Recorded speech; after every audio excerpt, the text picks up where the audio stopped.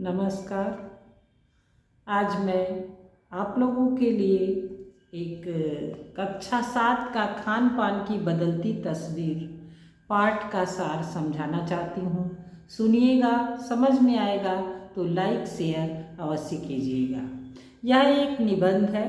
इस निबंध में बताया गया है कि पहले लोग पारंपरिक भोजन करते थे जो घर का बना और ताज़ा होता था, साथ ही रासायनिक तरीके से बनाया जाता था।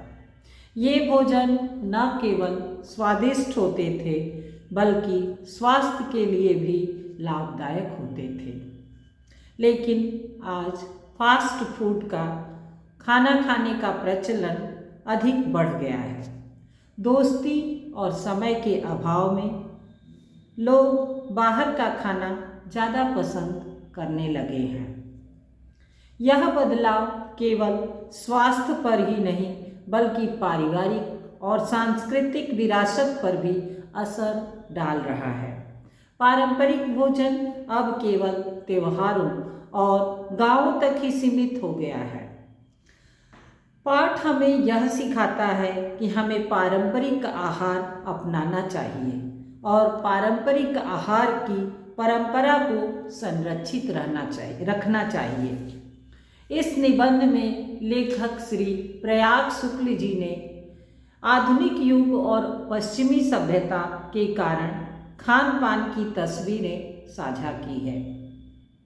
पिछले 10-15 वर्षों से हमारे देश की संस्कृति में बहुत अधिक बदलाव आया है। दक्षिण भारतीय व्यंजन इडली, डोसा, साग उत्तर भारत में बड़े चाव से बनने वाली जगहें हैं। इस समय गुजरात का ढोकला और बंगाल के रसगुल्ले हर जगह दिखाई देते हैं। अंग्रेजों के बिस्तर अब लाखों करोड़ों घरों में अनाज का रूप ले चुका है। इस मिश्रित संस्कृति का सबसे सांस्कृतिक पक्ष यह है कि नई पीढ़ी को देश विदेश के सिद्धांतों की खोज का अवसर मिलता है।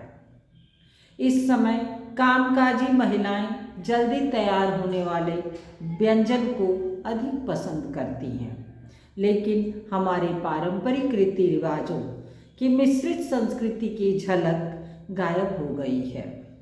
इस मिश्रित संस्कृति का विकास अभी रुका नहीं है बल्कि यह और अधिक विकसित होता जा रहा है।